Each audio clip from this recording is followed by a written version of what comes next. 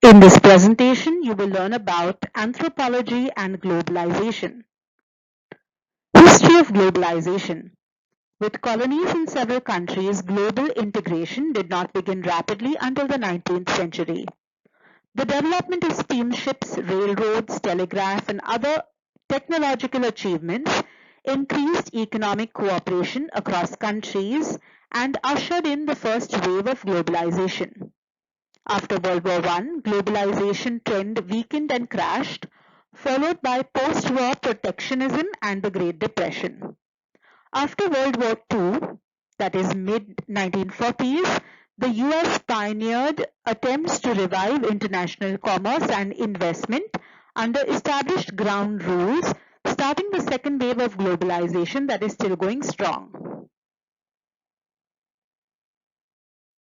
At present, we are in the most advanced society in terms of technology, with 3D printing, 5G coming in with high internet speed. Reusable rockets, large population using planes, digital currency, wallets like Paytm, UPI. However, global warming is a big threat in most advanced countries too. There are still conflicts about religion even though we are in a technologically advanced society. Some countries like China have played a major role by increasing manufacturing business and higher exports. The products made by China have reached nearly all parts of the world and has affected the home country and trade globally. There is rapid consumption by the economies like India, especially the middle class. Luxury goods are also being consumed to a large extent. The growing economies are also seen as a market by developed economies. E-commerce has changed the behavioral habits of human beings. It has reduced face-to-face interaction. People are buying and experimenting with a wide variety of products due to the large number of products available in the market. New technology is changing the cost of operation of the business. For example, work from home opportunities reduce the cost for infrastructure through offices, electricity, computers, etc. Understanding globalization. According to the International Monetary Fund, globalization is a historical process resulting from human innovation and technological progress.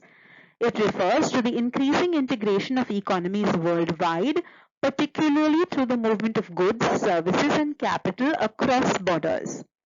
The term sometimes also refers to movement of people and knowledge across international borders. There are also broader cultural, political, and environmental dimensions of globalization. The four major paths within which globalization is popular is increase in trade, capital flow, migration, and movement of people, as well as exchange of knowledge. There are several reasons for development of modern globalization. One of them is the growth of advanced stage of industrialization and growth of service sector. This has affected all sectors of society. Upadhyay notes that globalization has affected several areas like gender equality, family structures, social security net, administration, education, technology, healthcare, festivals, language, music, literature, cinema, television, drugs, etc. There are different types of globalization like economic globalization, which talks about liberalization of markets and economy and free trade. Technological globalization, where technology like computers, robotics, artificial intelligence are made. Cultural globalization, where food habits and lifestyle are made homogeneous or exchanged. For example, malls have brands which are the same. Another example is that of TikTok, which emerged in another country. However, the consumption market developed throughout the world. Political globalization. Geopolitical decisions or any decisions made by one country affects another. For example, changes in the policy of oil producing countries would affect other countries that are dependent on it. Globalization can have a positive impact on the development of economies. For example, India in recent times has received the highest FDI. The Reserve Bank of India reports that FDI in India has increased from $97 million in 1990-91 to 81,722 million in 2020-21. Impact of globalization on cities. Mathur points out how the cities, workspaces, land costs in cities rose because of globalization. This was due to the result of huge FDI investment into the country, especially in urban areas.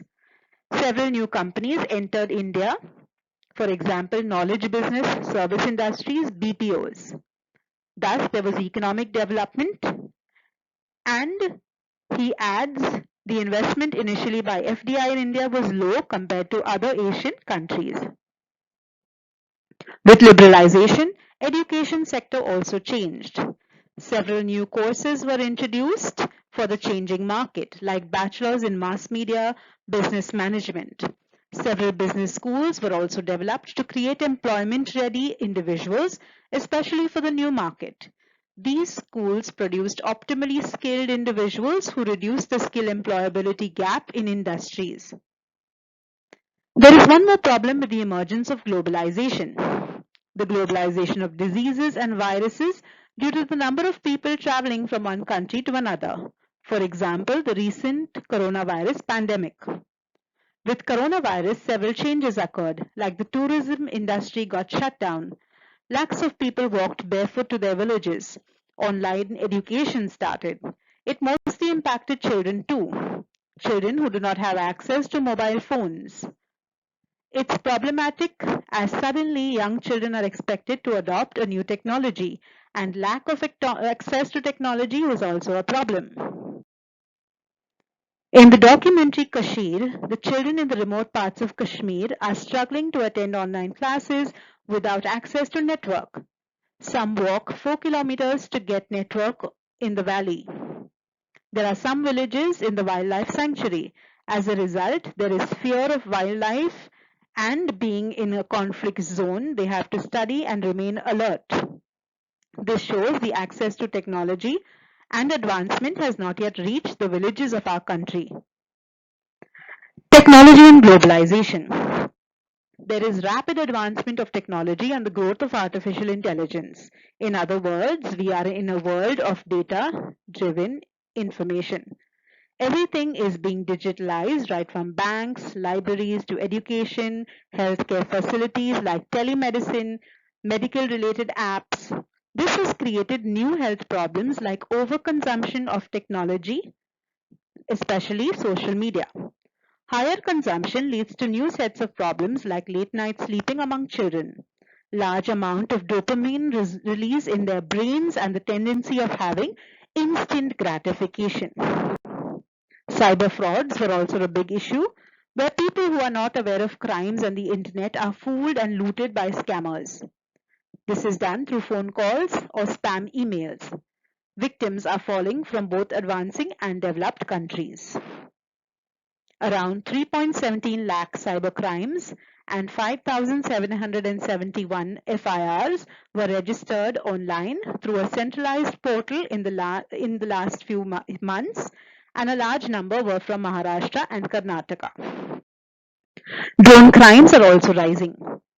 Devices up in the air are not only problematic for military areas but also for laypersons. There are chances of drones being used by thieves to check on the number of people in the house, smuggling drugs, etc. Holograms, which are still not available in India, could replace the appearance of a human and be involved in crimes. In short, technology has both advancements and disadvantages.